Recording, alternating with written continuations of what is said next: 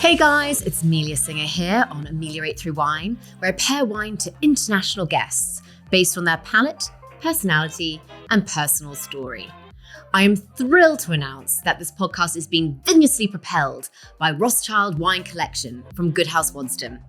Now, this really is a name synonymous with a century-old legacy of art and wine craftsmanship. I really couldn't think of a better pairing for this wine and culture podcast.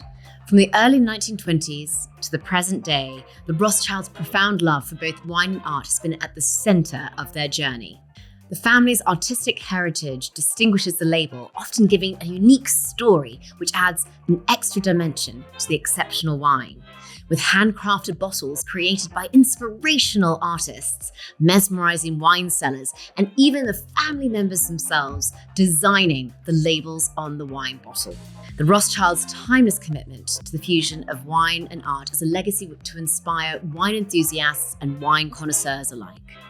For more information, visit goodhousewaddesdon.com. And now, sit back, pour yourself a glass, and enjoy.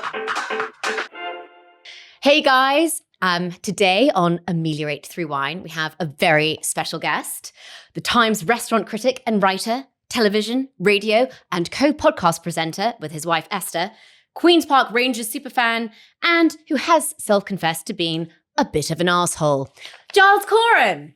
Well, thank you very much. No round of applause. I know, I was like...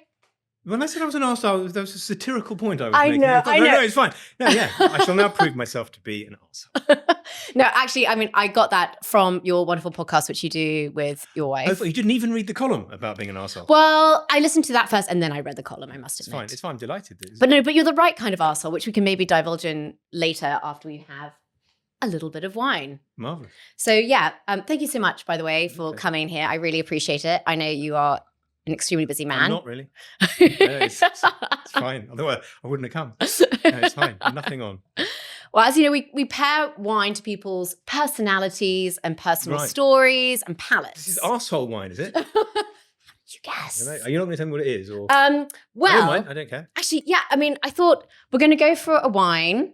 We're traveling all around the world. I know that, like, being a journalist, you're like curious about culture and the world. And we are actually going to a country which I'm not ssure if you've tried any of their wine. We're going to Georgia. How interesting. I was writing about Georgian wine yesterday. No way. No, Georgian restaurants. Well, because I was going to talk, their food is amazing. And they're having like a real renaissance with travel and food there. Yeah, it's a shame. The only thing anyone really knows about them is it's where Stalin came from.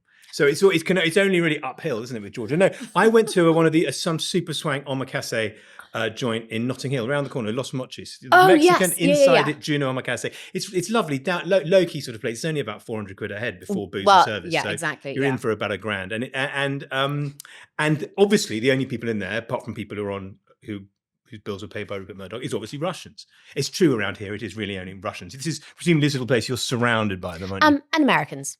The odd American. Anyway, and this Russian was telling me, "You must go. I'm sure you wonderful restaurant. Go." And he took out his phone in the middle of this meal and was telling me at least 2 Georgian restaurants. One's called Kinkali. Do you know that one? That's so is that after? Wait, because that sounds like Kinkali, as in like Kahete, like the region where they grow grapes. That'll be it. Is that in Georgia? That's it. Yes. Oh my God. That's where it's probably that's not where pronounced Kinkali, is it? Well, I actually had to write in my notes that you pronounce it Kalkeli. Kalkeli, yeah. So that's where these grapes are from. Great Georgian. Yeah, I do know. I've drunk Georgian red a long time ago, but yeah, not Georgian white. Well, I thought I know that you eat out a lot, try all kinds of things. So I thought, let's bring you a white wine from Georgia, not a Saperavi. This is a really foodie white wine, and it's from the Matsvane grape. Just trips off the tongue, spelled completely different how you pronounce it. And it's from the M&S. I always like to have a supermarket wine, and this is from M&S. It's from their Found range, which I really wanted to promote because that's when the buyers go out and they actually work with winemakers from around the world and help kind of put grapes like Matsvane on people's radar. Marvellous. So yeah, I'll be curious to see what you guys. Well, I haven't eaten anything today, and I brushed my teeth just before I came, in case things got fruity. And you know how white wine straight onto brushed teeth, straight onto Colgate. Yeah, well, I mean that will get the acidity going on the taste buds. It just goes all a bit yang onto the toothpaste. Well, hopefully, I mean this has got quite a lot going on. It's fruity and there's like a bit of citrusy going on. Not sure what brand of toothpaste you use, but Colgate. I said. But Colgate, what is there now? There's Colgate and Aqua. Oh, I know Pronamel because that's good for enamel when you're basically drinking wine all the time. Is that right? I haven't been paid. By who? By the Georgians? I think you must have been. I love this. It's fine. I've just brushed my teeth. Can I eat a little something? Can I just have a cracker?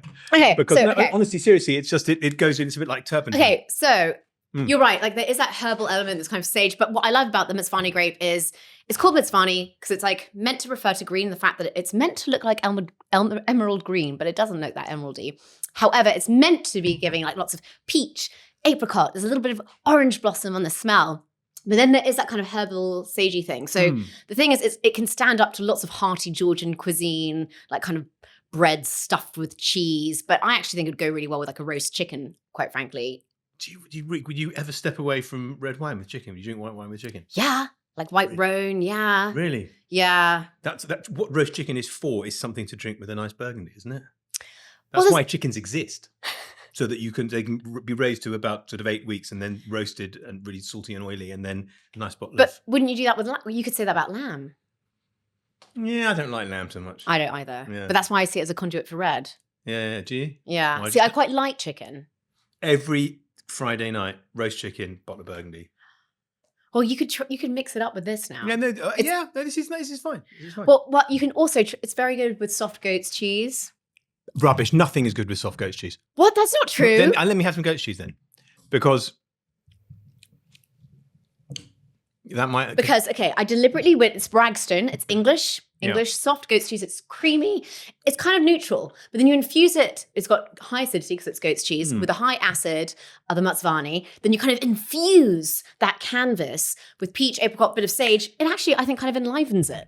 It's a very salty one as well. I mean, it's Oh no, is it very salty? Well, no, I haven't. No, it's not. It's in a good way. It's the first thing I've eaten for a day, and it's no. I mean about goat's cheese and wine that if you have the old-fashioned sort of French chevret, just sort of the old platter with cheeses, they're all there. There are very few wines that are good with all the cheeses, and normally I'd only have cheese if I've got half a bottle of nice claret or something left over from the main part of the meal, which is lovely with fatty cow cheese.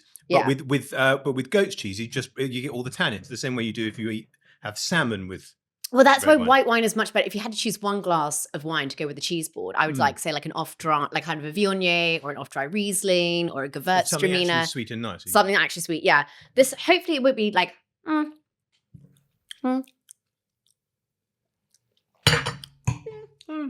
I compelled to agree with you? No, I mean actually. I think this is actually a bit too firm. I should probably have just gone for like a softer, creamier chèvre. I was trying to be a bit fancy and support England with Ragston. No, that's good. I don't want to eat French stuff unless I really, really have to.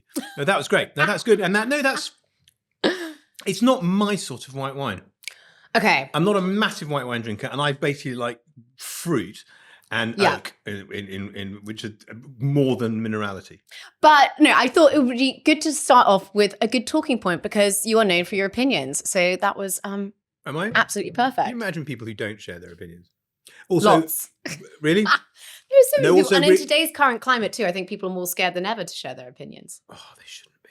I know, but it's true. I was doing Times Radio this morning, and I'm always sort of introduced as this sort of, what do they call me today? Waspish. They sort of go firebrand, loose cannon. I get emails, hundreds of emails a week. You say the things that I think but don't dare express.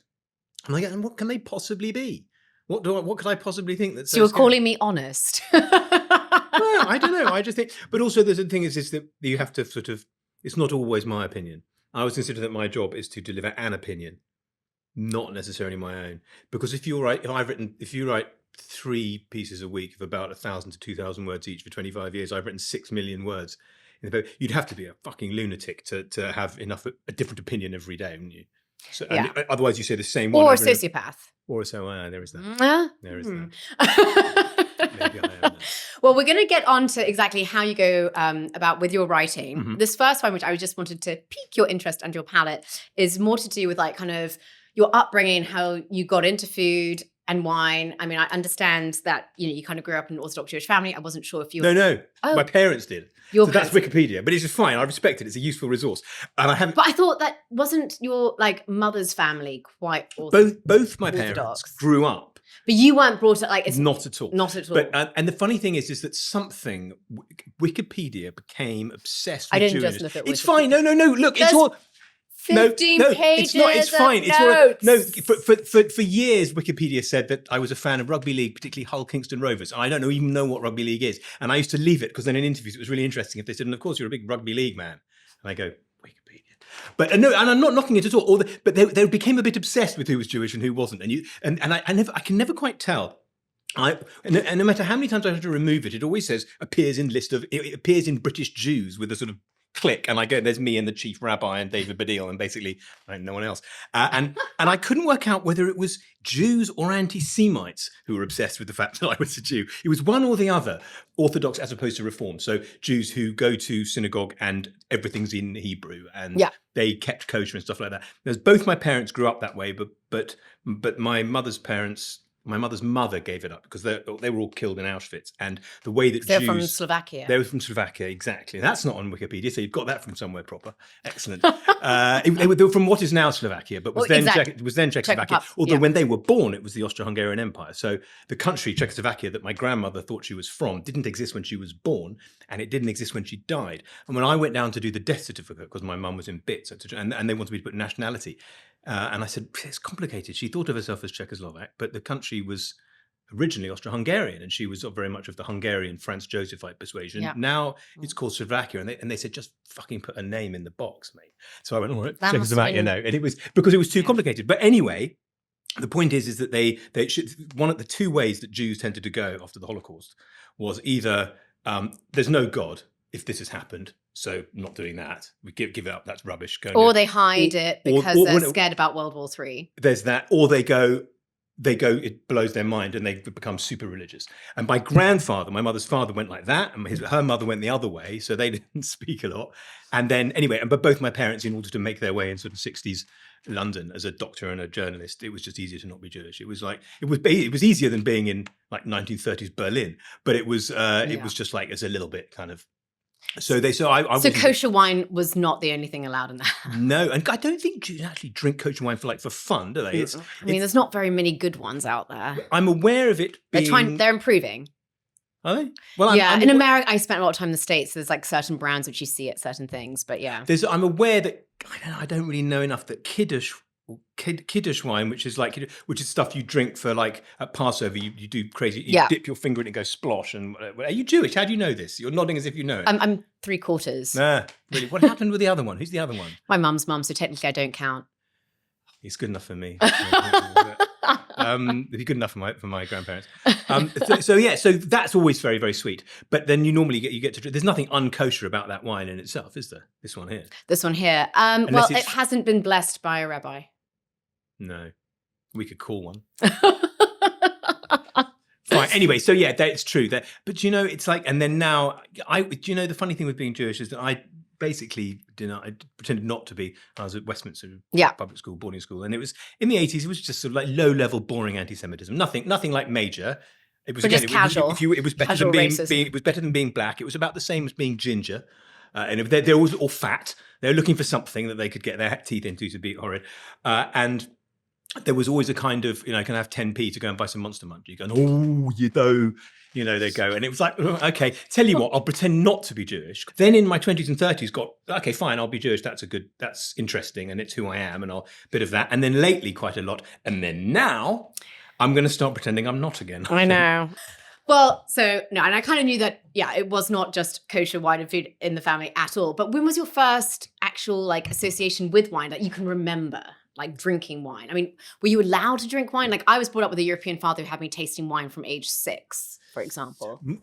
I don't know whether my daughter drank for the first time when she was 2. And to bring it back very briefly to the Jewish thing, yes, we got my son circumcised because it seemed like the right thing to do. Hygienic. But it was all a bit traumatic. Then we went to a big pizza restaurant, like a Pizza East, to go and get pissed. My daughter, who was 2, picked up a glass of champagne, sculled the whole thing, and it was the most hilarious thing. She started singing and dancing at the table. Then she started crying. Then she wanted to fight everybody. Then she passed out. And it was like, bloody hell, even at 2, it's not conditioned, that is what booze does, the 4 stages. And then she woke up with no hangover and wanted more. Okay, that's what I miss. Yeah, you know what I mean? Exactly. That is the key thing. That's what we're missing. And she's now 13 and drinks happily, but always stopped at a glass, which at 13 does a lot less to her than it did when she was 2. I don't know. No, my parents weren't sophisticated in that way. They didn't give me wine. I got drunk on cider on a holiday in Normandy when I was quite old, like 13 or 14 was probably my first drink. And then wine. Yeah, when did it God. enter your life? University or? No, I was drinking wine in restaurants before that. I didn't really drink it at home.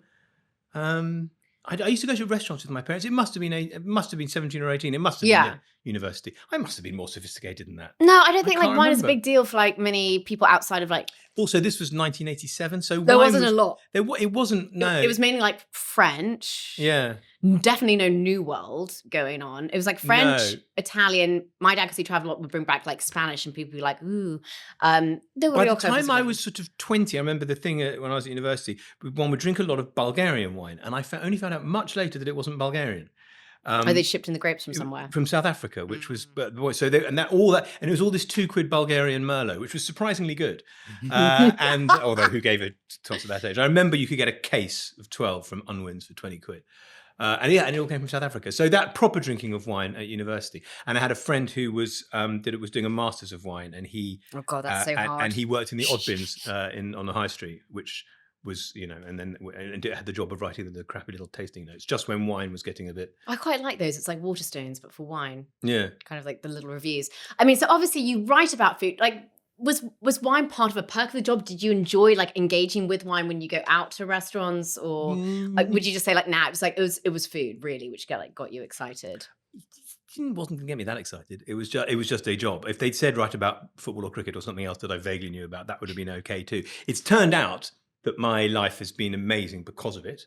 Yeah. And it's pandered to, it means that my job is a brilliant thing. It's particularly that and travel mean everything is on expenses really, and anything that isn't is tax deductible. All the things that for most people are, well, it's the same for you. It's amazing. And the wine just sort of grew alongside, and so I do know about it, but I hate wine bores. I hate wine show-offs. I hate people who make a big song and dance about what they can taste.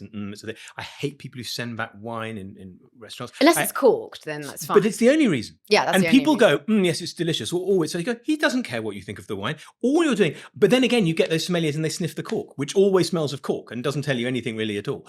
And the guys doing all that really pisses me off. And then the ones who go, I know what I like, and I go, I bet you don't really. My standard thing is really. Because you get this big wine list at somewhere like the Gavroche, where it's closed, but I mean, they're, the Dorchester, and they're terrible. I mean, maybe you have fun with them. No, I actually find that really overwhelming. I would always go Pinot Noir, Burgundy style, little bit of age on it would be nice. Don't want to spend more than 75 quid. And they've got some bloke with the grapes on his thing.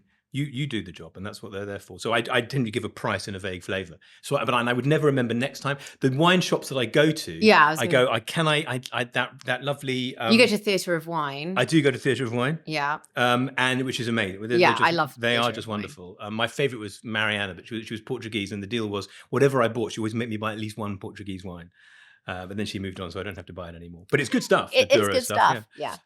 But I can never remember so I'd go in there and say, right, do you remember there was that, Cabernet Franc that I quite liked. I think it was something, and then they go through the till and found out what I bought. I think it was that one. And we look at, because I never write anything down or obviously, and I never remember one bottle from one day to the next.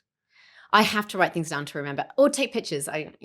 Yeah, I take pictures of the food. My phone is so, or just food and dick clips, and there isn't.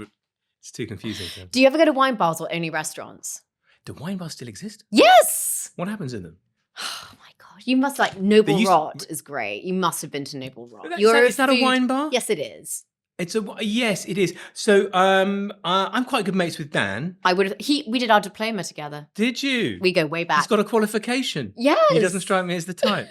Our kids are the same age, and we're mates of a mate. And so I've known him since the beginning of that. And obviously Marina O'Loughlin, she was so when Marina was at the Guardian and she invested in it and opened, and she phoned me up. Oh, Giles, I can't write about it in the Guardian. It'll look corrupt. Will you write about it and see it's nice? So I went along and did that. She coined in the money, but I wrote the corrupt reviews. No, that's amazing, Noble Rot. But and the thing to do is to go with Dan, and he just goes, I think we've got a couple of. He pulls out the sort of 1962 Cheval Blanc, well, not quite, but whatever, and that's amazing. I love Noble Rot; it's great, but I go for the food. I never go anywhere just to have a drink. No. I mean, and how would you say that you would normally like have wine out at restaurant review? Like, would you and Esther enjoy wine at home, and how would you enjoy it together? Would it be at restaurants or more at home? No, we have wine at home now. At the moment, we're in a phase where try not to have wine in the house. Yeah. Lockdown, we did a lot of drinking, and I always had 50 or 60 bottles of everything. And when I'd go to Theatre of Wine, and I would get a mixed case of sherries, and whites and reds and sparkling, and there'd always be something to drink. And we're not good at putting it away. We got one of those Coravin things eventually. I broke for the first one I got. So desperate to get into the wine that you snap the needle. Yeah, now I've replaced the needle a couple of times. The thing about the Coravin in the end was that what happens is you go, because the idea was, I got it because for her 40th, which was 4 years ago, I got her a case of something nice, a Chambol, something like that. Nice. She revealed to me 10 years into our marriage that she didn't like claret, which is all we ever drank. And she's a bossy bitch most of the time, but for some reason she'd kept quiet that she didn't like the wine. And she only really likes Pinot Noir. So for her 40th, I bought her great, £1,000 case, something proper. And we got this Coravin, so we didn't have to just neck it. But in the end, you have a glass and you think, well, I'll have another glass. And then you've got a third left. And you think, well, this is a waste of argon, is all this is. And at what point in the bottle do you then uncork it? Because if you want to take the whole thing. And I ended up having these bottles full of argon and being drunk. So that was no use at all.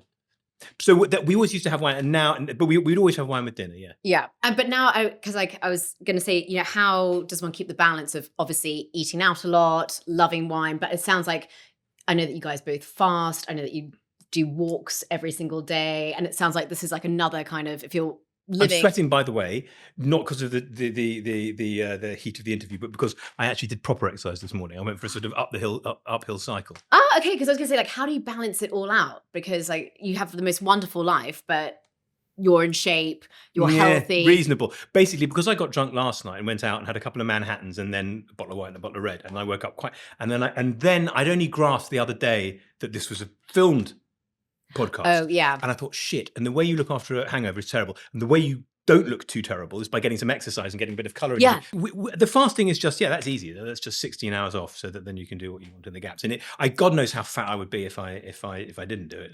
Yeah. I'm still and I guess by not having wine at home too, because people always ask me, how do you balance your work? You presumably, your place is full of wine, isn't it? Yeah. Yeah. And like for me, it's like, I always try and have like 2 days off where I'm not like tasting or drinking or, and I just do it like keep that regularly, as opposed to doing something like dry January, which just would not fit into my lifestyle at all. I once did dry December, which is a lot more productive, because then if you do dry January, how much you drink in January anyway? Do a dry December. Yeah. You realise how boring your friends are, and you're always home at 9. The presents are all wrapped by December the 3rd. It's amazing. Wow. I'm kind of, my mind's boggling at that. And on that note, it's hardcore. Any fucker can do dry January. Dry December. Yeah. No, that's a good test. But segue into, I'm going to still bring out another wine. Amazing.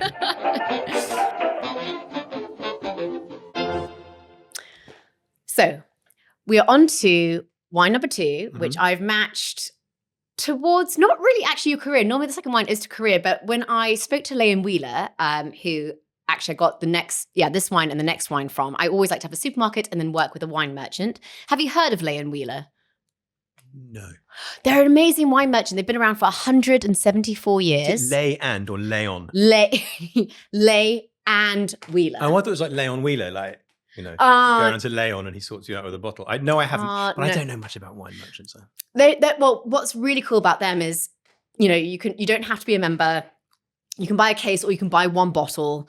They work with very classic producers, but also kind of like cutting edge ones. And I gave them a call because there's a lovely girl, Alice, who works there. I was like, look, I've got Giles Coren. He's kind of brilliant, but he's irascible. She's like, I know the perfect winemaker for him.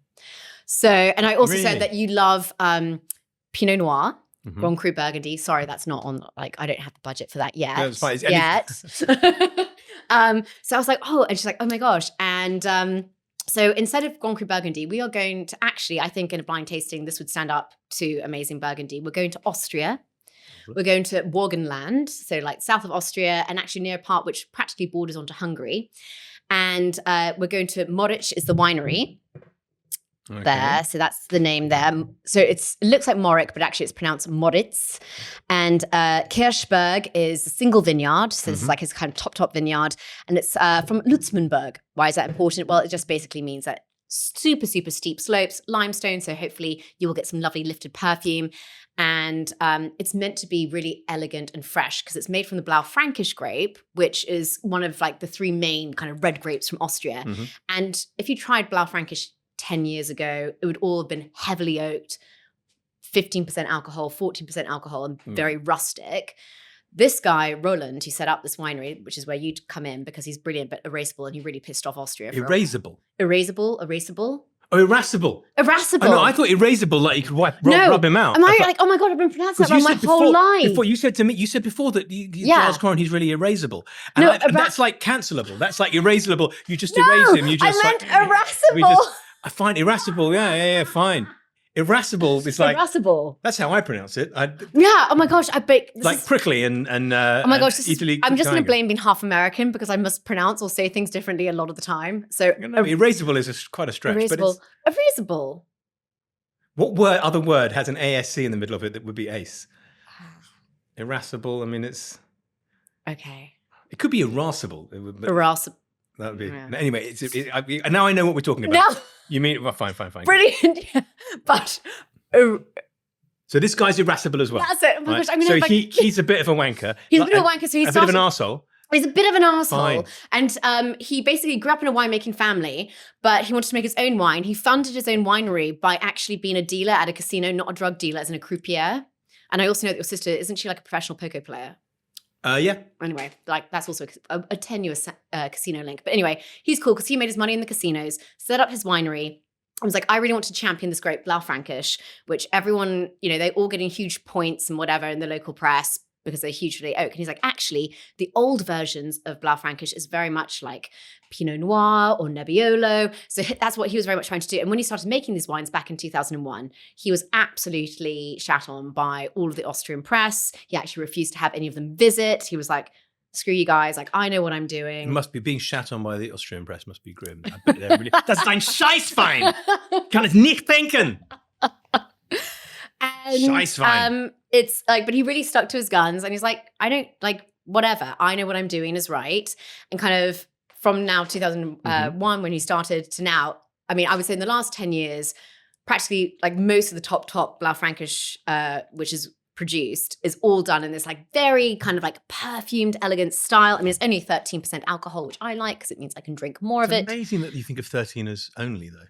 Oh yeah, in today's climate change, this is nothing. Really? Is climate change making wine stronger? Yeah, because like when the grapes are more ripened, that will translate into higher sugar levels, which then when fermented translates into higher alcohol. But can't they make them in such a way as to keep them down? Well, this is the thing. So this guy, why he's so brilliant is he's like dealing with altitude, which helps because it means you have like exposure to the sun, but then it means very cool evenings. And also like Swiss Pinot Noir is like that, which is really delicious. Exactly. And like with this, what I love about it keeps changing. It's very mercurial. I like when I first smelled it, I was like getting violets. Now I'm kind of getting other kind of like peppery spice. So it's like a weird kind of Nebbiolo meets Northern Syrah kind of thing. But and that again, it's from the high altitude. Also, limestone gives it a bit of freshness too. But it means that you can allow the grapes to fully develop, and he can wait until October to now pick these grapes, as opposed to what lots of people are, because they're freaked out by climate change, they're picking earlier. But the problem with that is you might not get the fully ripeness of the grape. So then the grape, will be losing some of the aromatic compounds, or it won't be fully formed. So this guy's like experimented with variety, always believed in could be really elegant and full of finesse. What do you think of it? Horrible. Really? No, I'm kidding. I thought that was the only thing I could think of to say after you said this incredible list. No, it's delicious. Well, no, it's more like that was by the way, that's the arsehole response. That's what an arsehole does. He goes, it's horrible because he thinks it sounds funny at the end of his sentence. No, I mean, I just thought you love your Grand Cru Burgundy. Yeah. Obviously, Grand Cru Burgundy is like ridiculously expensive and... No, I don't drink much of that. I don't know what she's going to buy. Says, ask me what I like. And you love Pinot Noir, and I love Pinot Noir from Burgundy. But what I like, it's not cheap. It's about £58, right? But I think this is kind of the equivalent in terms of like aromatics, like perfume, but it has a bit of grip. But it has like a little bit of grip. Yeah. Coming from Austria, like, you think of the kind of Central European hearty dishes. You're quite right. That would be the thing that would be very good with the smoked goose or shallot, which they use, the Gay Hussar, which is now closed and is now a Noble Rot. No, I like Noble Rot. But the Gay Hussar, which always had this smoked goose and shallot dish, which I call cholent because that's what my grandma from Czechoslovakia called it, which is a sort of beef brisket cooked overnight in beans and barley, and it's very fatty. Yeah. And then or you could do it with smoked goose breast. And this kind of thing. Well, that's why I got like boar and venison sausage because I kind of feel like alternated them on the plate here? Is the dark one's venison and the pale one bull? Yes. An audio. Not very kosher, but so it's lucky that I know. that I'm, I did do my homework, not just from Wikipedia. I'd have eaten it anyway just to be polite. Who knows? Yeah. I think there's nothing less kosher than a wild boar. It even makes pig look quite kosher. A wild boar, a massive, great, hairy thing that you have to shoot in a forest. That's true, but it goes so well with the wine. I think if a rabbi blessed it enough. Yeah, exactly. But yeah, so you can imagine it go with all that rest of the thing. So I thought, that's absolutely delicious. Roland is so he's formidable, he's brilliant, and he doesn't mind. Yeah, he's opinionated and he sticks to his opinions, which is great.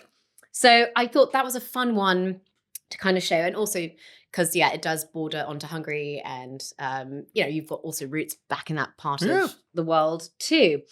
But I thought this could be quite fun because it is such a foodie wine as well, and we've gone through some of the things which I do not have in front of the table here, but we'll make do. If I could ask you some questions now, kind of more focused on your career with food, if that's okay. That's fine. Amazing. You're paying for the wine, right? Ask me whatever you like. So did you actively, you kind of already mentioned this earlier in the podcast, you didn't actually go into food writing? Not remotely. It wasn't like you woke up and like, I want to... No. And I not even remotely. And one of the questions I get most asked still now when I think of journalism as dead by students is like, how do I get to be a food writer? And you think, it's weird. It's such a new question. Why do you want to be? Is it just because you want free food? Because there are other ways to get that. What do you think you have to say about it? The job is to be a writer and then try and segue into something that might be fun to write about. But no. I was a journalist.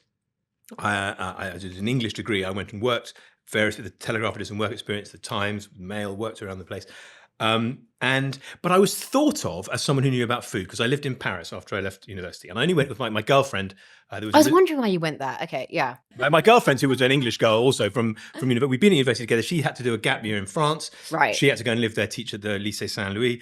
It was a recession when it was in 91, 92, Maastricht era. And I couldn't get a job here, so I just went to Paris, and I ended up working in a shop, Ralph Lauren, in the boutique in the Place La Madeleine.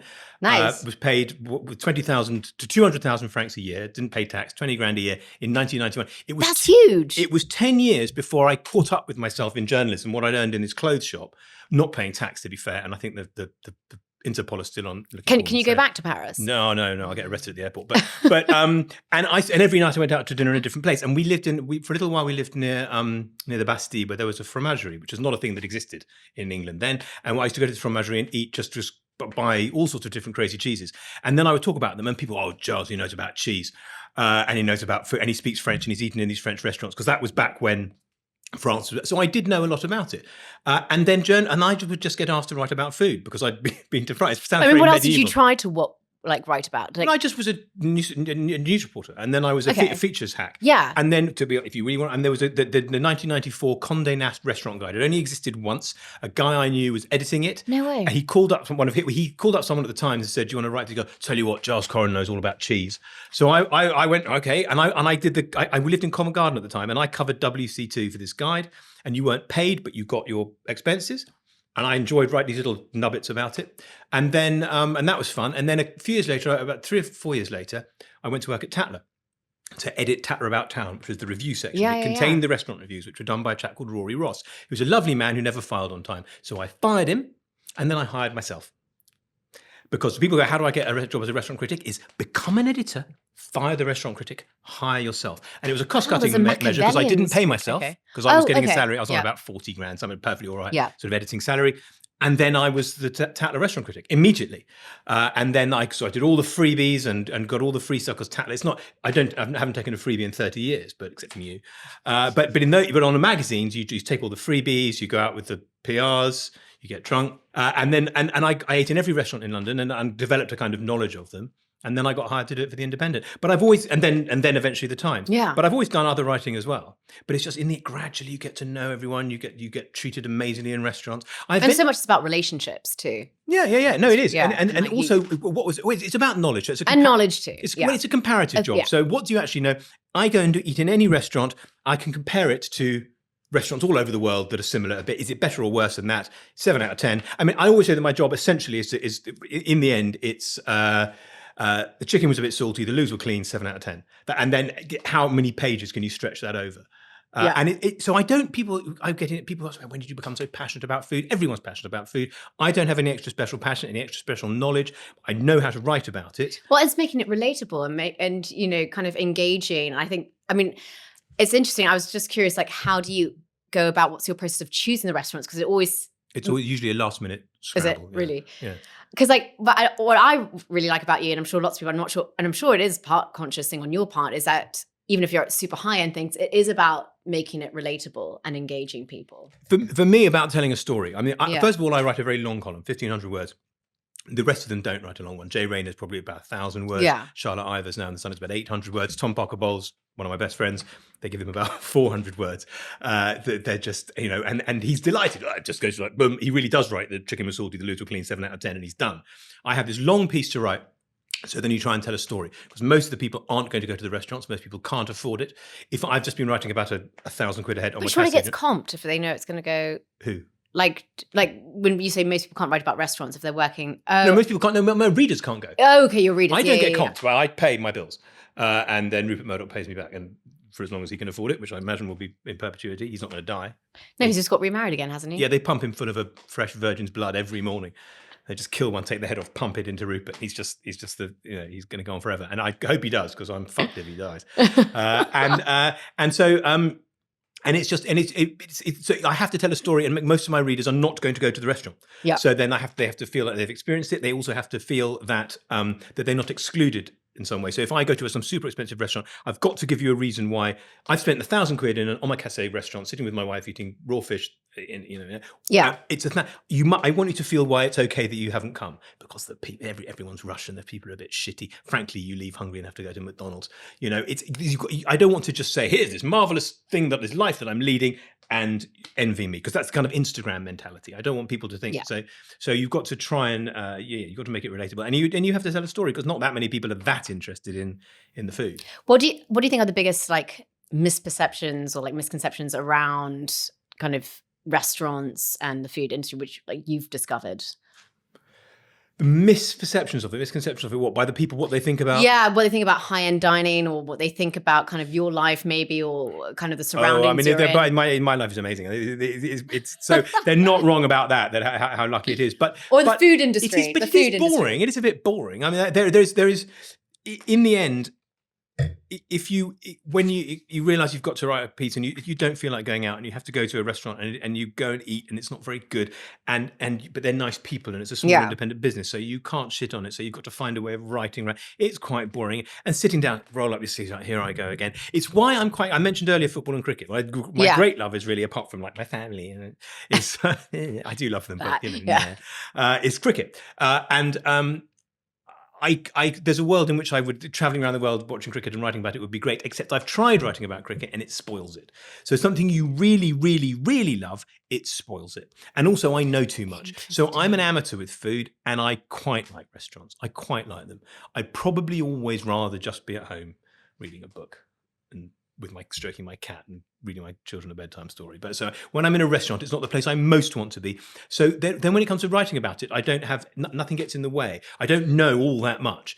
Someone who knew, I find if I don't know how you find writing about wine, if you know too much, it can get in the way and be difficult to write an interesting thing, because. And definitely in terms of descriptions and things like that, like I actually felt like when I first entered, everything's just like so new and exciting. What do they know? The way you were talking to me about and it's on a slope and it's a bit flinty, so obviously there's that minerality. I don't know what the fuck she's talking about, but I guess this podcast, there are wine people. No, there are some. Sorry, and you're also very good at doing it in an approachable way. It was just like, because of climate change. It helps. I don't. This was not a razz. No, it's just no. I'm over egging. Yeah. I'm being a bit of an arsehole, but I'm just. I'd expect nothing less, Giles. I'd be disappointed if it weren't. You just have all this knowledge. How much of it are you going to divulge? How much are you going to reveal? So I do have a certain amount of knowledge, but the restaurant critics who are showing off about how much they know, I don't really like most of the restaurant critics, frankly. I was going to say, who do you read? Restaurant critics, and nobody. Do you read any wine critics? No. What about Jancis Robinson in the Financial Times? No. She's quite okay. I like Jancis we'll move very on. much. No, I like Jancis. I've known her all my life. Her son.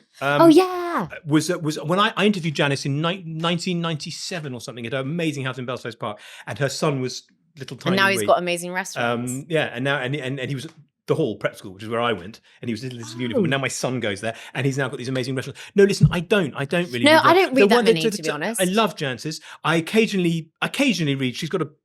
Is it the FT? I don't get the FT. But she's also got a podcast, I think, or a blog that she does with Nick Lander, her husband, and I do. She's amazing, but I don't buy wine on that basis. I just think, oh, it's chicken. I'll get a Pinot Noir. It's quite boring. I'll get this in future. The Blau Frankish, the Blue Frenchman. Blau Frankish, yeah, exactly, yeah. It's different, yeah. So I don't really read. Jamie Quitty in the Times she's there, so I don't flick past her because that would be rude. I stop and go, oh, amazing, 10 supermarket plonks for under $5.99. How nice for the little people. And then I move on. I don't, and then restaurant critics. I don't really read the others. I see where they've gone. When I started being a restaurant critic, I was a dwarf among giants. I took over from Jonathan Meades, who was a legend. There was Michael Winner, who is just the sine qua non. Adrian Gill was wonderful. There was Matthew Fort in The Guardian. Jan Moyer, who's as a right wing hoyden in the Mail, she was a very good restaurant critic. Interesting, yeah. She in fact said, when I say chicken and Pinot Noir, she's the one who went to review the Fat Duck after it got its second star a while ago and ate this thing, slammed it and said, frankly, I'd rather stay home and have a roast chicken and a bottle of Pinot Noir. And every time I've been to the Fat Duck, I've gone, no, it's marvellous. In the back of my head, I've thought, I'd rather be home having a roast chicken and a Pinot Noir. So there were all these great critics. Now it's thin pickings now. Tom Parker Bowles is a really, really dear friend of mine, so I always read him. But we mostly go to the restaurants together. That's because these days restaurants are so expensive. There are restaurants where I went to one, Sushi Kanasaka at 45 Park Lane, £420 per head for the food, not including wine and service. Okay, so you are in for a K for two of you, and that's having the cheap plonk. What? Yeah? So I can't take anyone there, and I'm not going to sit alone with all those Russians. So slipping polonium 90 into your sushi, I'm not having that. So I go with Tom because we can both. I can't expense a second person at that level. It's a touch and go just for me. So I'll go with Tom, and we take it in turns, and then we reckon the crossover for the Times and the Mail's pretty small, and then we take it in turns to write it up. So I read Tom, but if I see Grace's copy, I'll read that. And Charlotte Ivers, who's the new young thing at the Sunday Times, is getting to grips with the job. I read her, but the others I don't. So you like that one? Yeah. But 13%, honestly, I actually saw something on Instagram the other day. It sometimes has uses. And they actually described how 15% alcohol is the same as, if you had a Cabernet, right, from Napa, which easily, they're allowed to legally round down by 0.5%. So if they're saying 15 or 15.5, it's probably 16% alcohol. You're almost on the levels of a fortified wine by that point, which is 17% alcohol. And then it's taxed differently. It is taxed differently too. But just in terms of the effects on how you will feel, 13%, that's fine. But as soon as you start getting on to 14 or 15, they were saying something that was the same as having 3 gin and tonics, strong gin and tonics. Oh, I'm quite, but even 13 and a half, I'm quite, and I've started now, I'm afraid. So I finish, I will drink. Yeah, and great. About 4 o'clock, I'll probably have to call a man. Well, no, but you're not driving, so that's fine. I thought you meant Uber. I was being really nice and Pollyanna-ish about it. I meant a drug dealer, but you started that earlier on. Now, you drink a couple of bottles of this, you need so just to get up and go. Sorry, what was the question? No, I was just talking about actually 13%. It makes a huge amount, I think, physiologically. Because when I was working in LA for a bit, unfortunately, I was why am I just feeling? I'm just having 2 or 3 glasses of wine a night, but I'm really struggling to get up the next day. And I suddenly realized, I'm drinking more of these kind of big, But the old, if I drink a bit of old claret, when I say I have no wine at home, I have a little cellar and I have a fair bit of that. And if you drink a sort of a 20-year-old claret, that's mostly at about 12%. But now look at the claret, and now Bordeaux is changing so much, and they're so worried about climate change. Sorry, no. They're adding in all these varieties from Portugal and South Africa, which can deal with the heat. And they've also been inspired by Parker Points or by enologists who've gone around being the market now wants these bigger wines. And even in Austria, white wines used to be able to find 8%. 10%. We go to Austria every year, and because only export less than 10%, and we get even less of that here in this country. So I bring my wine suitcase. Yes, I do have one, and it allows me to have 12 bottles, and it can get through customs. And I have a dealer who deals with lots of widow sellers. They inherit these wines, and but even the current white wines are now 12%, 13% because they're struggling. Can I just take you back So I don't know how your podcast measures out and we're doing Yeah. Widow cellars. Widow cellars. Are we talking about the wives of daft old piss twats Yeah. who spend their life collecting all this Yes, wine and then the wives are like, well, die yes, because and the wives they're don't- such pissheads Yes. that they just and they've left this and then the wife and the wife's like, this, I'd much rather go out source of- shopping. Yeah, it's that called widow makes me cellars. makes me want to be a woman. It's because of the twattishness of blokes who and they go, thank God he's dead, and they cause and sell this fucking wine and go and live in the Caribbean and Yeah, no, that's what widow cellars are. yeah, and it's always women, yeah, of course, because Normally, they and they will survive those old pissheads Exactly. by sort of 30 years. Yeah. It's hilarious. You learn something new every That's why day, I've only got a few Giles. bottles. If I die tomorrow, my wife's got about 6 bottles to sell. Some of them started. So anyway, yeah. Okay, so we've mainly been talking about your writing, but you've also done quite a bit of telly as well. And I was wondering, I mean, you might not be able to tell me, but what was the most surprising thing you learned about food whilst filming Amazing Hotels Life Beyond the Lobby? Ooh, I didn't learn much about food. If I could think about it, because I learned more about food from previous shows. But Yeah, I was just curious about that one. Life Yeah. Beyond the Lobby. What did I learn that about was food? not- Okay, I learned Yeah. that the food in super expensive restaurants is all the same wherever you go in the world. Really? Yeah, Like examples? What kind of things did they? Well, it's all sort of extruded. It's also, but there's never any street food vibe. There's never any real local sense of anything. What those super expensive hotels used to do, whether I was in the Ecuadorian cloud forest or in the Chilean Lake District or in sub-Saharan Africa, the question was always, how have they brought 5-star luxury to the wilderness? And then the food you ate was always basically the stuff you get in Mayfair. Because rich people want this. I went to Tetiaroa, the Brando, a hotel on an island bought by Marlon Brando. It's about an hour's flight from Tahiti. So you fly to LA, you overnight, and then you fly to Tahiti, and it takes about 40 hours, and you get there, and it's this paradise of virgin sand, and then you sit down, and it's a trio of foie gras. I'm like, fuck off. You know, I've come all this way. What are they? What am I? Yeah. This is literally just rich people's food from W1. So that was a disappointing thing to learn. Was there But an I encouraging learned, positive thing? I finally ate guinea pig. Cuy, Yeah. which was like that on a stick in Peru. Is and that what? What well, they just do? when I was in Ecuador, they always look like that on a stick. This one was cooked by Monica Galetti. Oh. So I thought that was an impersonation Sorry, of her. Monica, you would not have just shoved a... And it was, and there it was. I tell you what I also ate, which I learned, which was that the blood of a live goat is delicious, or a just dead goat, or the. Where was that? This was in Samburu in northern Kenya. That's what they call northern Kenya. It's about central because northern is just desert.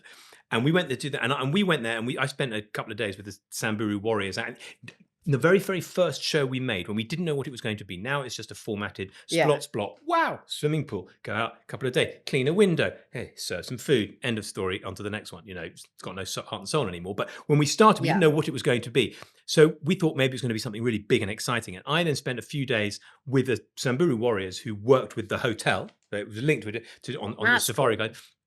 And we had a thing where they were going to kill 2 goats. And I used to read these Willard Price adventure stories. Yeah, me too. Yeah. And there was a thing where... Like the jungle one, Well, there was a thing about how the Maasai will drink the blood of a cow. They'd keep it alive and they'll tap the vein, pour out the blood, mix it with the milk and drink it. And Hal and Roger Hunt, who are these kids in the Willard, they're handed the blood to drink. What are they going to do? They can't offend. It was this very slightly racist or othering or xenophobic 1950. But, you know, what are they going to do with this disgusting blood that these people... And I thought, my whole life, I thought, what would I do if that ever happened to me? It probably would. And then I was fucking there, and they was the goats, and we drink the blood. And they were these warriors, and they were fucking very, very cool guys. And we killed. I didn't take a part. We killed this, and the BBC went into conniptions because an animal's been killed for the BBC. And as you know, the whole corporation is run by vegans. So they're in sort of Birkenstocks and little man buns. I was waiting for you to get onto the fashion. Yeah. And anyway, but they killed this goat, and then they cut open the skin. They go and they peel the skin away, and the heart's still beating, and the blood comes pumping out of the thing into a sort of trough made by the skin. Oh gosh. With the blood there. And the thing is, it congeals very, very fast and turns to a jelly. And all these warriors who can't afford to kill a goat that often, the BBC, which we had to lie about later, killed this goat and they wanted the blood. But I knew that the blood congealed and they wanted it before they congealed. And I had to drink it for the camera. None of it made it onto camera in the end. Before that, so I had these sort of 20 Samburu warriors with their spears going, and they wanted to get to the blood, but I had to drink it first. So I couldn't pussy about. I couldn't like, because it would have congealed. So the moment it started to pump, I had to put my face in and just drink this blood. Hot, the 98.4 degrees, the temperature of my mouth. Delicious. It would have been really good with this wine, actually, but they didn't have any to serve me. And I drank the blood, just you flapping it up, and then the other guys dived in and drank all the blood of this basically a live thing, and it was more delicious than 90%. It was much better than a Nando's. I mean, I'm hoping that's what we're going to have next, although it's a messy thing. I mean, I think you're going to be sorely disappointed now with what I bring. No, the sausage is good too. But the interesting thing is almost none of that really could make the TV, because the BBC make a thing and we send you out to have these experiences, but they're only allowed to show quite boring stuff, which is why nobody watches telly anymore. And the really exciting stuff. Well, no, so can you just have a scene of him cleaning a toilet with the maid and then, folding some sheets? But I was going to say, okay, and I know we're running over. Mm-hmm. This is just an added question. So for me, like when I taste wine, like yes, the wine could be from like this amazing like winery, blah, blah, blah, worth X, but it's also how I'm enjoying it. So like what the situation is like, the food, the company. I mean, today I'm struggling, but what we have to make do.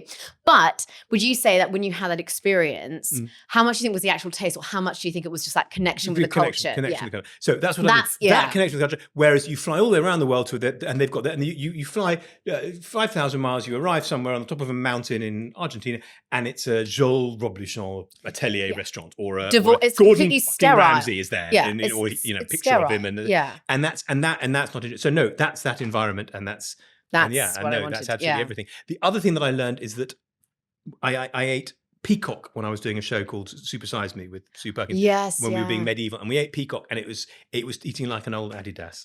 And I thought, and I got so excited because people used to eat peacock, and I realised that they're so beautiful with the evolution has put all the gorgeousness into the fantail. The meat tastes like chewing an old sock. Eat ugly things. That's what I learned from that. Point noted.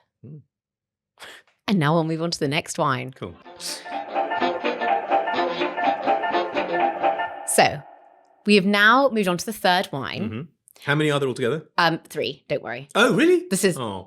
Okay. I know. But don't worry, we have leftovers and you can stay around, and that's actually when I properly eat everything. So yeah. Cool.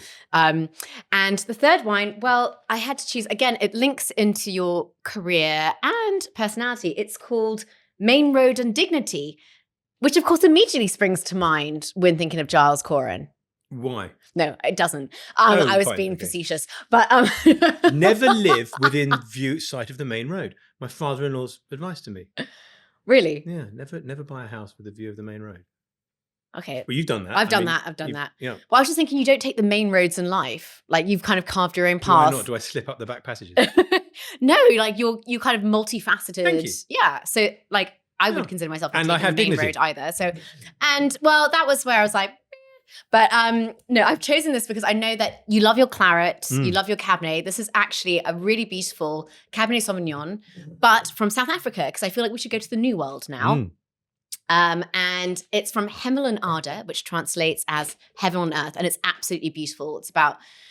It's south of Cape Town, and when you're driving through, it's a bit like you're going through the Scottish Highlands / Teletubby land, because there's all these wonderful rolling hills, and you're really near the coast. And actually, these vineyards are only about 5 kilometers away from the ocean. Why is that important? Talking about climate change again. Most people, when they think of South African wine, they think of really big Cabernet or big Pinotage, big reds.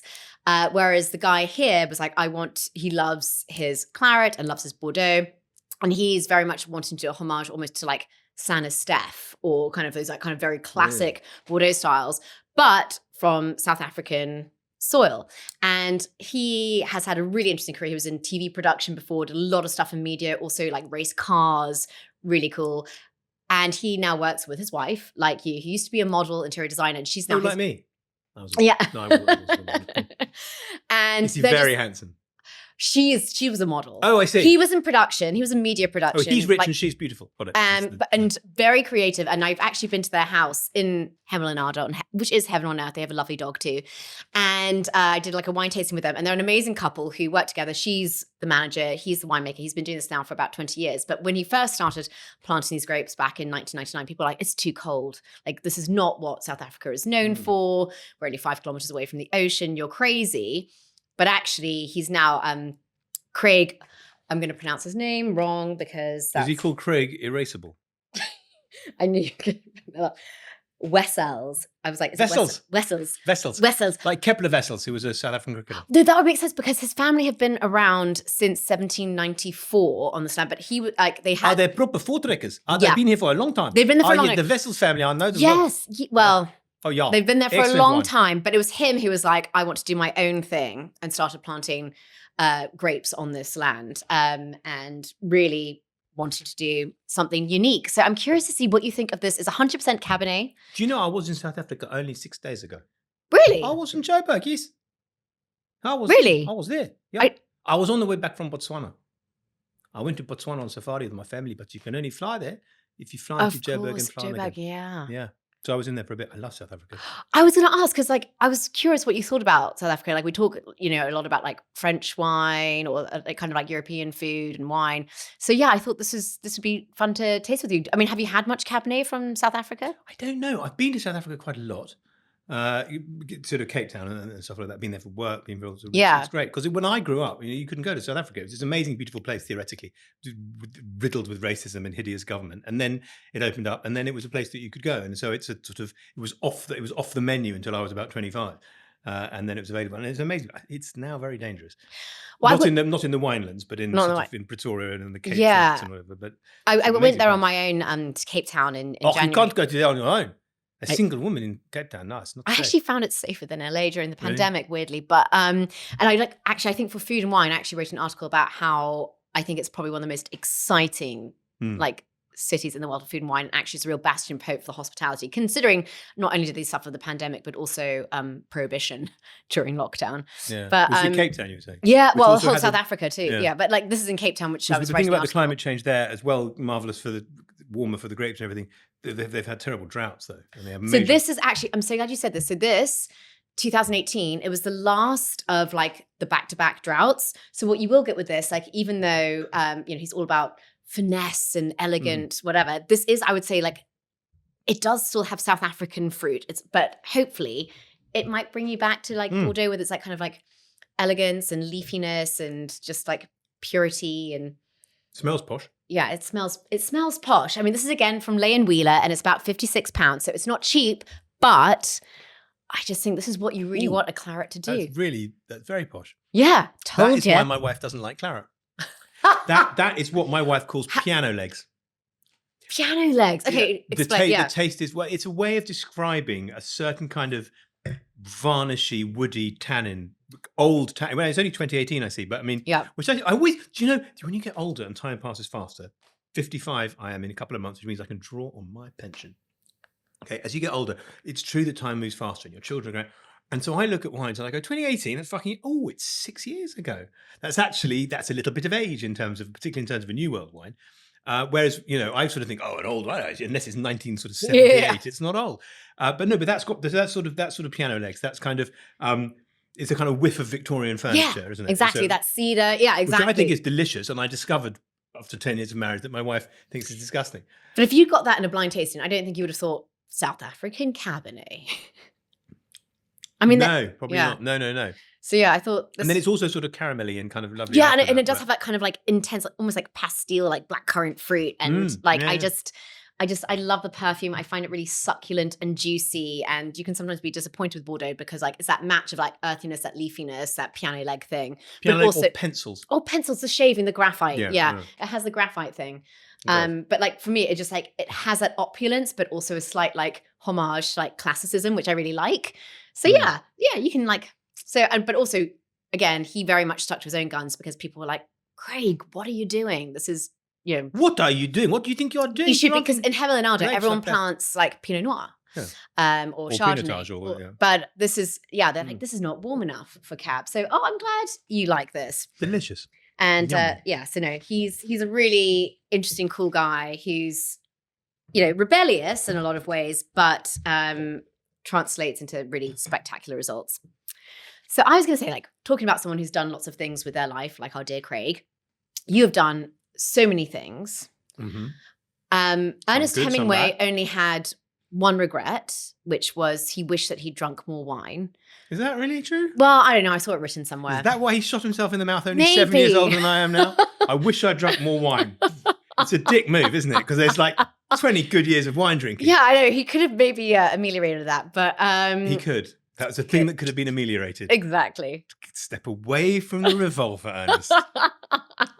Your later novels are not as good as your early novels. Why don't you just drink wine?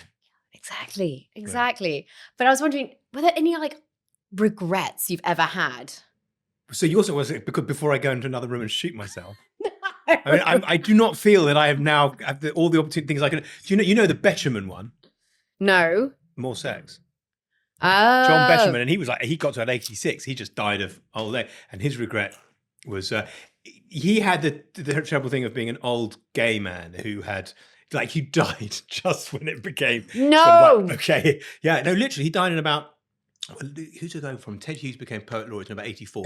So Betjeman lived his whole life when it was really difficult to be queer. And his deathbed thing was any regrets.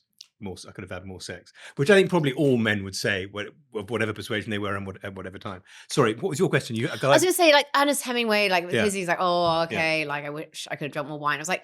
You've done so many things. You don't strike me as someone who would have any regrets with anything they've done professionally, but I was just curious. No, I mean, I haven't really taken charge. I've just sort of done what came up. Really? And some people go into life with a plan, and I didn't. I don't really care, but I've just sort of done what came along, and I haven't particularly generated. I wrote about food because they asked me to, and I was reasonably good at it. And when I started off as a journalist, the thing that I was quick. There's no kind of, I don't know what to write. I've got writer's block. There was none of that. Yeah. Boom. No spelling mistakes. No pronunciation errors. My copy was clean and I was cheap. And as time went on, all remained true except I wasn't cheap anymore. I just charged more and more and more for doing what I do. Got vaguely better at it, but it's still disposable newspaper stuff. And then the TV came along. And I got the opportunity to do TV when I was about 31, 32. Because food was becoming a massive thing on TV and restaurant critics were mostly fat and boring. And I was thin and maybe less boring. So I could get on the I worked on TV. So I then did 20 years of doing TV, none of which was really consequential. I did some good shows. Yeah. Supersizers with Sue Perkins. I did The F Word with Gordon Ramsay. I did Back in Time for Dinner, which was kind of good social history around food. Amazing hotels, but none of it consequential. None of it's going to last. I mean, it's just like take the fee, do the work, boom, goes on the telly. And then 2 years later, everyone's forgotten. So I sort of feel like, and by the way, I'm not going to go and shoot myself now because of this. I sort of feel I haven't done. I was at school with a couple of guys who in my year at school who did one was a guy called Adam Buxton, who's and one's Louis Theroux, and then they're very, very tight mates. I'm good friends with them, but not huge. But I see them more from a distance, and they're very talented fellows, but they sort of. Louis is in super stellar talent, but Adam is a success. Adam is not up there like that, but Adam's always did whatever seemed best to him. And I sort of look, I kind of look at like those guys and think, I kind of just took the money from Murdoch and from the BBC and from Channel 4 and some book deals and stuff like that, and just sort of did it in order to feed myself and my family. And I could have like carved something a bit more original, but I am only 54. Yeah, so the next 30 years, I would quite like to do something. Also, I love the podcast you have with your wife. That's great. That's like that you were not asked to do. Well, I got to give her something to do between cleaning the dishes and cooking my dinner, haven't I? So make her feel, valued. No, I mean, I love that, and I think that's a really good way of kind of showing the multifaceted side. Funnily enough, and that's now considered a legacy podcast. We're on series 12 because you started in 2019. It was. I think 18. So. It was before lockdown. Lockdown screwed my perception of time, but it was before that. No, and look, I'm not. If I had to say, it was only like Hemingway was a one doesn't want to even mention oneself in the same breath, but I mean, people like that, a genuine radical, a revolutionary, he shot himself in the mouth because he was crazy, but he only even got to where he got to because he was crazy, and I'm possibly not crazy enough. But the people like that who just really, made a mark. I sort of just did my job, but it's quite public. But I sort of have only ever done my job like a lawyer or an accountant or something. It just happens to be in the public eye. I didn't really challenge myself. My children are 10 and 13. They're at school, and they're at these schools where my daughter isn't so much. My son is at one of these schools where we've got to challenge them and stretch them, and it's all a bit. I think, really, I've never really challenged or stretched myself. Well, I was going to say, did you find that your priorities changed when you had children, or do you think you've always been pretty consistent in your priorities? I just always wanted to have children, and then I had them, and it's the best thing. But I'm slightly worried about when they leave home, what I'm going to do. I've turned my son into the perfect best mate. He's a Queen's Park Rangers fan. He loves cricket. We go and watch cricket, and we go on holiday together. I'm going to get him into beer in about 4 years, and it's but then he's going to eventually, when I've given him these great gifts, the great gift of Queen's Park Rangers, and actually it's a terrible thing, Queen's Park Rangers, but still, and cricket. Then he will go off and do them with his mates, and I'll be left on my own. So I'm a bit worried about that. Knowing you'll have, I was going to ask a little bit later, but I may as well ask now. I know that you're always up to something, and you mentioned, we were talking earlier, that you might be working on a book. No, I'm writing a book. That's the thing, a book where people go into a shop and go, I think I'll buy that because it's by Giles Coren. I've heard it's really, really good. Not because I come free with some package of things from the Times, or I pay the license fee. I'll turn this on. Oh, it's a travel show. That cock Giles Coren, being an arsehole in some hotel. It's I don't. And then they're all mean to you on social media. How do you deal? Yeah, social media. And what would you recommend to? We briefly at the beginning of the podcast, you're if young people approached you and said, okay, I want to go into food writing, you'd be like, oh my gosh, don't bother. Do you genuinely believe that? Or do you think they really, if they're genuinely interested in media, It's just that newspapers don't necessarily have a future, but maybe they do.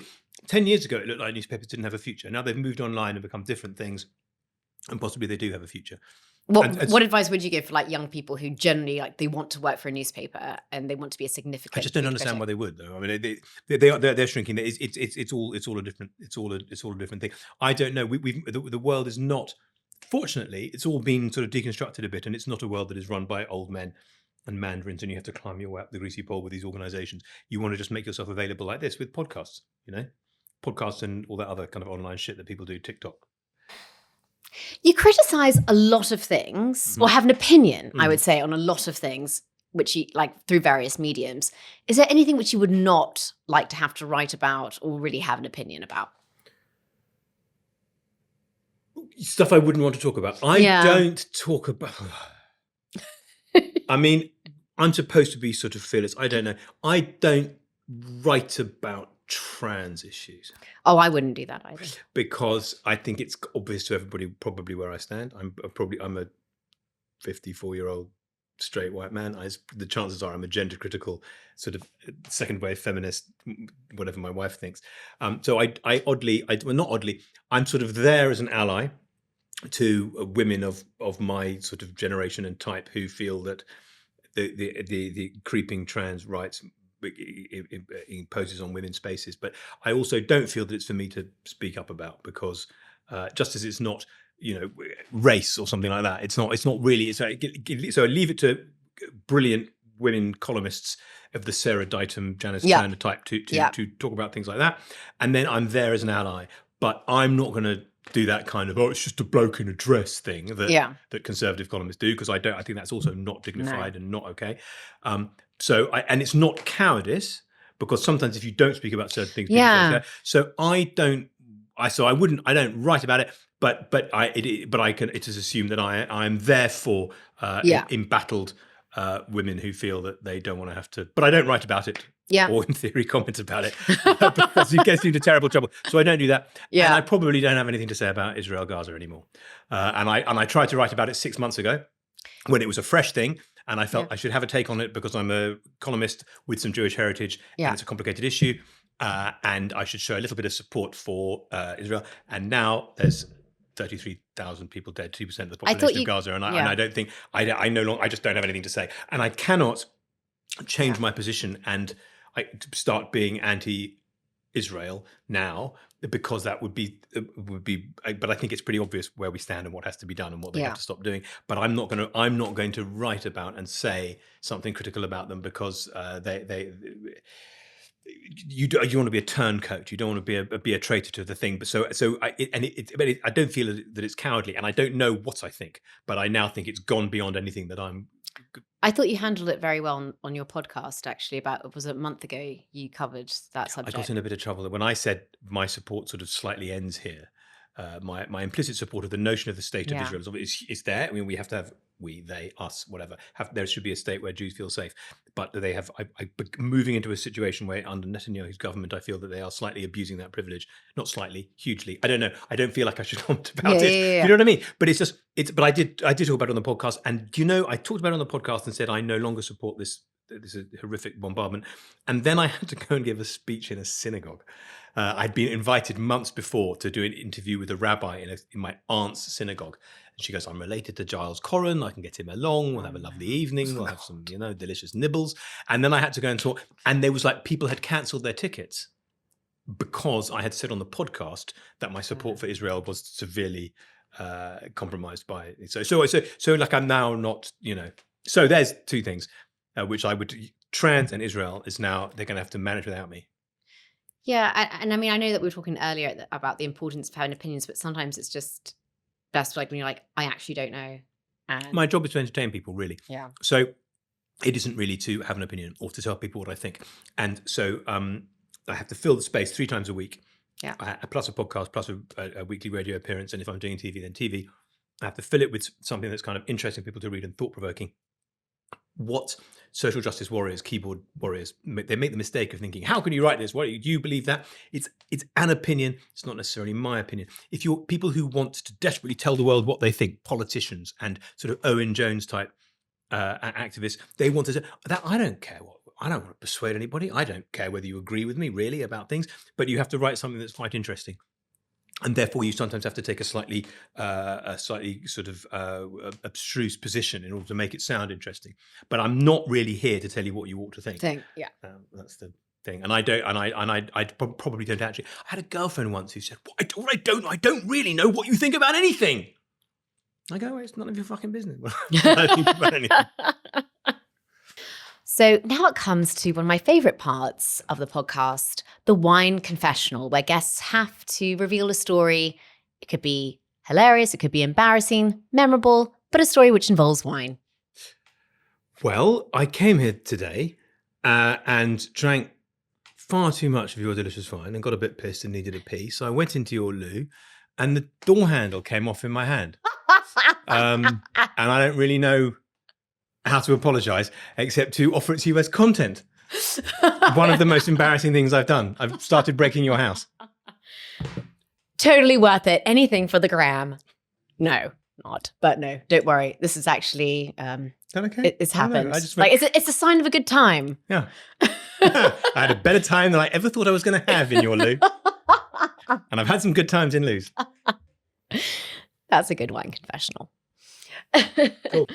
Well, I know we're going to have to wrap up, but probably the last question. Okay, you once said, I find this hard to believe, but I did read this. You once said that you dread doing anything new and exciting, and yet you've worked across a lot of different mediums and across all kinds of subjects. What's next, or what should people be listening to or reading? From me? No, I think probably have had enough of me now. No! I said I don't like doing anything new and exciting. Well, I think I meant sexually. It's one of the very first things my wife said to me is you're quite vanilla, aren't you? And I went, what do you mean? She said, well, you're quite, what? I'm boring. No, you're not boring, just a bit vanilla. And we stayed married for 15 years. And that's the way that it is. So that's possibly what I meant. I don't like doing anything. Maybe I took it out of context in terms of you've in food writing, you don't like anything kind of too out there and you really enjoy it. So you've stayed there. But I would have thought you do seem to take on a whole range of projects. I'd like people to read my books. But first I have to write them. So basically, watch this space. Can we still be listening to your podcast? Yeah. That's not going anywhere, right? Giles Coren Has No Idea every Friday. Brilliant. Boom, drops. We've taken 2 weeks off for Easter. But if you take weeks off, I know you do seasons. The fact is to get up the charts, to get watched, you've got to do it every bloody week. So, and we now sort of take shorter and shorter holidays and just keep grinding them out. Yeah, no, podcast and all that, and columns and everything. But I'm writing a book loosely about my dad, but it's also sort of about me, and it's a sort of counterfiction. Is it a novel? Maybe it's the most boring thing anyone's ever heard of. But what I would like would be for people to think that was good, and then to write books that people wanted to read. That would be the thing that's the new thing that I will try and do. Well, I think you've proven for a very long time that everyone loves, or is at least engaged, even if they don't love, they're engaged with what you write and your opinions. And I really appreciate you coming here today and sharing some of those opinions with me. Thank you and very much. teaching me how to say the word irascible. Well, Yes. Oh, you don't have any wine left. I'm a terrible host. No, you're fine. My Do you have to clink glasses at the end? Well, I'm you not don't looking at have the to. camera. It's the one thing I swore to myself. No, as I you do. can't. You I will can't. never clink glasses and say cheers to No, the I'm camera. going to have No, I'm bad not sex doing now for 7 years. Damn you. Yes, you have to look in the eyes. I've had bad sex for 15 years, and it's completely fine. Terrific wanks, though.